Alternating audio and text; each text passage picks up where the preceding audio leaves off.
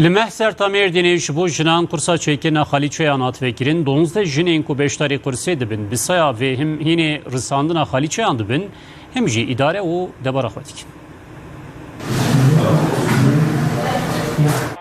Li Mehserta Mêrdînê ji bo jinan kursa çêkirina Xalîçeyên dîrokî û qedîm hat vekire. Kurs ji aliyê qeymeqamiyê li navenda piştgiriya malbatan hat vekire. Bi tevahî 12 jin beşdarî kursê dibin.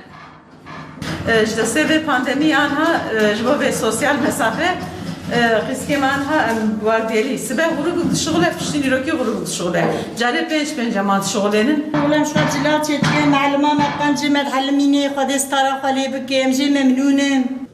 Qeymeqamê navçe Abdullah Hüzeyfe Çakmak û şaredar Hisamettin Altındağ çûn serdana kursê û derheqê xebatên kurs û kursiyêran de agahî girtin. Jinên ku beşdarî kursê dibin him hînî hunereke girîng dibin, him jî bi saya vê îdare û debara xwe dikin. Fiskemeyî Mehsertê Ömerlî divan kursa destşuxilin, alîkariya diya xwe bavê xwe dikin û ji xwe dielimin senaet. Li qarşî vî tiştek çêtmiş xwe pera jî distênin, pera qezanmış dikin. İltihame Xediya, êvara bixêr.